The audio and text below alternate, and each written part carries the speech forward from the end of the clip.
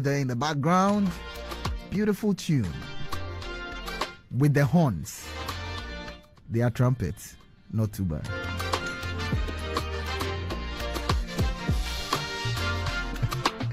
I'm joined in the studio by some friends from the Africa Prosperity Network this morning to come talk to us about something very important which is happening tomorrow. You'll recall that early on this year we had a big conversation where policymakers, business people, regulators across the Africa continent, political leadership as well, congregated at the Pediasi Lodge for the Africa Prosperity Dialogues, and it was on the theme Produce, Add Value, Trade. And very key within the trade conversation is trade facilitation. And one of the key elements when it comes to trade facilitation are payment systems. And one of the biggest conversations that ensued during the Africa Prosperity Dialogues was the conversation around interoperability. Not just in terms of payments, but even the technology. We spoke about roaming and all of that. That was another big conversation. Well, tomorrow there's a big summit that we are learning is happening, and these persons are in here to give us further and better particulars, as the lawyers will say it. I am joined by my former boss. I used to call him Poseidon because of his very beautiful beard. He's currently the Director of Communications at the Africa Prosperity Network. Prince Moses, you're welcome to the Asaase Breakfast Show. Thank you, Benji. It's good to see you. It is good to see you. It's good to see you. It's good to see you. And also joining us is the chairman responsible for research, content, and programs at the Africa Prosperity Network, Godlove, Asirifi. Godlove, you're welcome. Ben, thank you. Gentlemen, starting with you, Prince. Why should we have this Interoperability Summit to start with? We should have it because it affects every aspect of our modern life. When we talk about interoperability to the ordinary person, like me, like you, like all of us here in the studio, including the beautiful Nanaya, we're talking about two things. We're talking about the ability to use your mobile phone while roaming across Africa, and we're also talking about you being able to use your mobile phone for payments and settlements. And this means that we're breaking down a lot of barriers, a lot of trade barriers or non-trade barriers, as it were. You are able to, in the comfort of your own home, buy from another country if you're not able to go there. And if you're able to go there, you're still able to use your mobile phone to pay and to make calls, just like you would in your own country. And this is massive. And that's why this conversation is all important. Godlove, and you sit at a research desk, and you develop content premised upon your research. What are you finding as the extent to which we are interoperating on the continent as is, relative to what is necessary as a base level sufficient for the kind of trade liberalization and facilitation we require on the continent? That's an excellent question, Ben.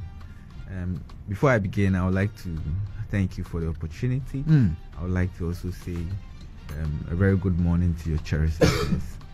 When you look at the background of mobile money, okay, when we talk about interoperability basically means that using, sending or receiving money, okay, across all mobile networks and financial services. When you look at the research by GSMA says that when you look at mobile money transactions on the continent alone, we had a volume of 28 million, transactions. And when you look at the value from this 28 billion transactions, we had 1.26, approximately $1.3 trillion. So about 28 billion transactions. Exactly. Generating in value about 1.3 trillion dollars. Exactly. Let's put this in perspective. Yeah. Okay. Mobile money payments, generates close to half of the integrated economy of Africa, because in the same year we realized that when you look at the value of Africa's GDP, it was $3.1 trillion. Wow. So what will happen when there's interoperability? Wait, let's get some context.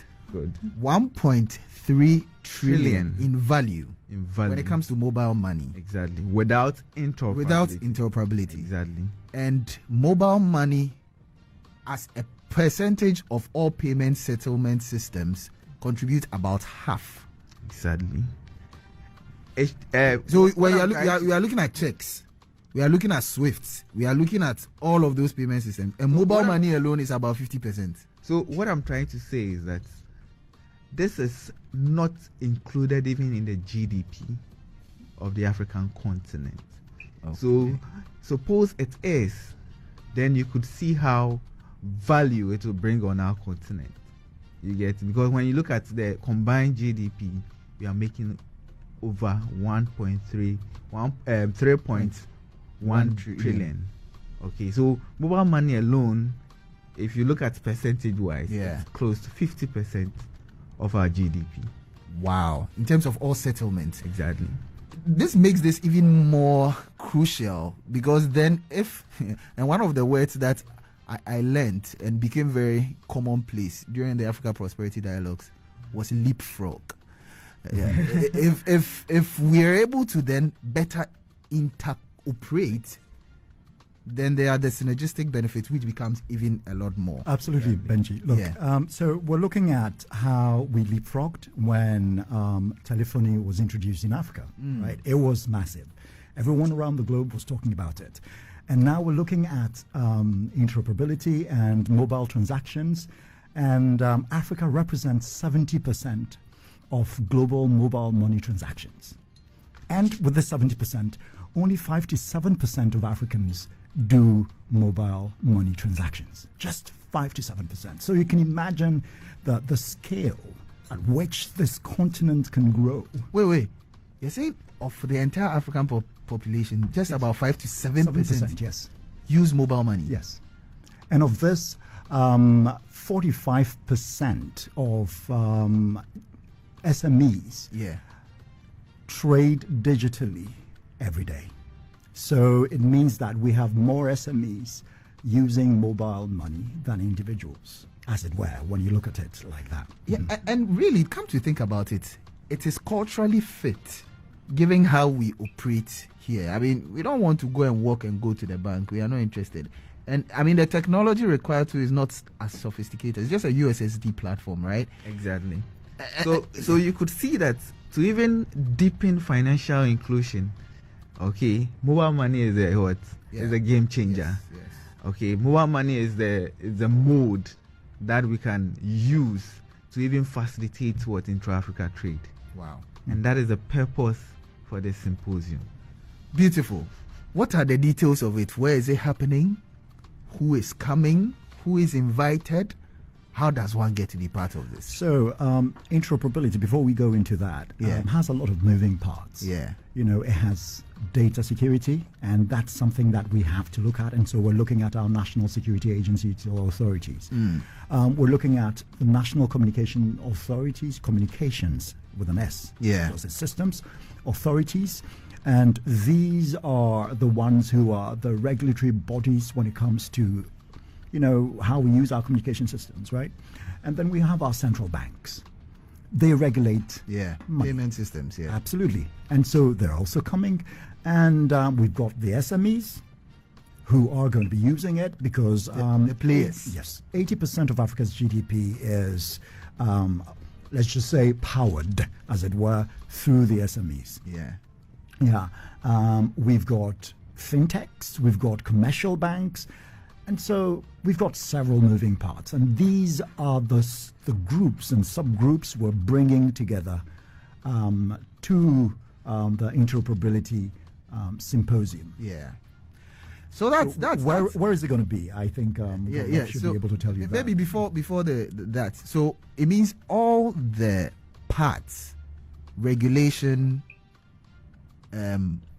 policy, users, are all represented. Exactly. Are you not involving beyond these ones, the political class? Because, I mean, to an extent, the policy people, I'd say the communications authorities will be there. But if they are not getting the impetus from their politicians, this may be a problem. When you look at how this thing is put together, so let's go a bit into the academics of it. Yeah. We've got three estates in government, right? We've got the political estate, we've got the bureaucratic estate, and then we've got the techno-bureaucratic estate. All these estates are represented over there. Obviously, the governors represent policy and are what we would call techno-bureaucratic estates, and they're also part of the political estate. Yeah. We've got ministers coming, and they are typically part of a political estate. The technical estate, you would find the telcos, the mobile network operators, who are represented as well. There is a G6 of mobile of a mobile world. We've got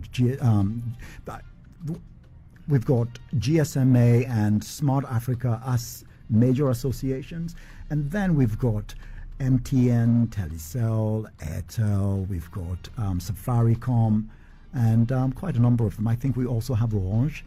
That's Orange. And we've got Maroc Telecom or Morocco Telecom. Yeah. And they're all part of this, and we are having representatives coming from all over the place. This is big.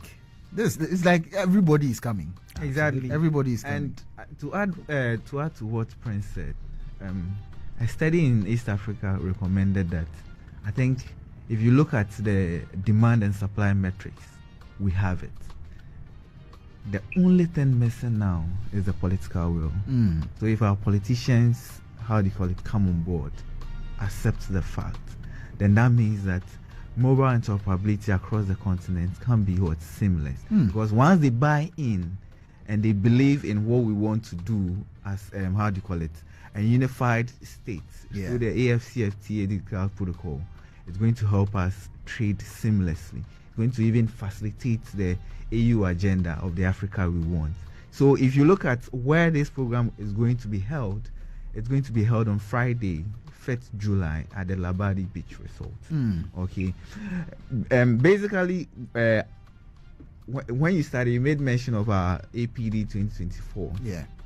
And interoperability was an agenda, and His Excellency Nana Addo Dankwa Akufo-Addo, okay, championed the push for continent-wide mobile interoperability at the 37 ordinary section of the Assemblies of Head of States and Government at AU. Yeah. And this is also going to be, another resource that the outcome will also feed into the AU mid-year assembly that's going to be held in Ghana from 21st to 22nd of July this year. Okay. So this is big. This is really big. This is really big, and this is a big game changer. And you see, the message, you the listener, just imagine this, that from the comfort of your home or office, without changing your currency, you get to be able to buy and sell across Africa, and doing this with your own mobile money wallet. And this is only possible with the interoperability of payments, the reason for which the Africa Prosperity Network is hosting this continent-wide mobile interoperability symposium tomorrow at the Labadi Beach Hotel, as you talk about July 5. And this year I'm learning you're doing this under the theme scaling up interoperability using mobile money to buy and sell across Africa. Straightforward. And this is a furtherance towards our Africa Union agenda of 2063, as you mentioned earlier on. And this is going to be an opportunity like never before. How do people get to be part of this? Before we go there, we're not doing this alone. As I said, there is GSMA, there is Smart Africa, and quite a number of other institutions. Yeah. But mostly there is the AFCFTA. Of course. And this is guided by their digital trade protocol. And the idea is to help increase intra-African trade, which stands at 15% compared to Europe's. Europe is cantering towards 70%. They are at 68% right now. And I think Asia is around 60%. And there is another program that is really ongoing right now called the M-Bridge. It's a test. Yeah. They're doing in Asia with 4 countries. There is China, there is Hong Kong, there is Thailand, and then there is the UAE. And they realize that in this laboratory experience, they realize that 98% of OTCs, that is over the counter transaction cost, had been eliminated from trade. And that is massive, which means that the 5 billion that Africa is losing annually to the use of these intermediaries of the forex could be eliminated as well. And we could, and so this is where the political class comes in. They will be very crucial. I'm happy to know that they're able to keep this monies in their economies. Yeah. Yeah. So that's big. So I was just asking, how do people get to be part of this? Briefly, if you can just give us that detail. How do people get to be part of this Interoperability Symposium, which is happening tomorrow? That's if they've not already signed up. So you can go to register at Africa Prosperity Network. Register. AfricaProsperityNetwork.com. Exactly. APN. That's AfricaProsperityNetwork.com. And if they want to call somebody, what numbers can they call? I think I have some details here. It said the numbers are 053 609 8325, 053 609 8325, or 0302 737 879, 0302 737 879. And I'm told there's somebody monitoring their email address. So if you want any further message, you can send them an email at protocol@africaprosperity.network. Protocol@africaprosperitynetwork. We've had the company of Prince Moses, who is the Director of Communications, Head of Communications, the Head of Communications Directorate, whichever one you go with, at the Africa Prosperity Network. I personally call him Poseidon. And also Godlove Asirifi, who is the lead, the Head of Research, Content and Programs at the Africa Prosperity Network. Gentlemen, thank you so much. Benji, thank you very much. And we'll see you tomorrow. We will. Beautiful. Bakatui. Stay with us. This is the Asaase Breakfast Show. For decades, we have helped businesses connect with their trade partners all over the globe. From Ghana to Burkina Faso, Cote d'Ivoire, Benin, Togo, Senegal, China, Morocco, France, Netherlands, and many other countries. We have made it possible to bring Ghana to the world. We have brought small and medium businesses closer to their customers across the regions in Ghana with our SME support facilities. We have brought relief and smiles to the faces of families with our employee personal loans. With our cutting-edge technology and digital support,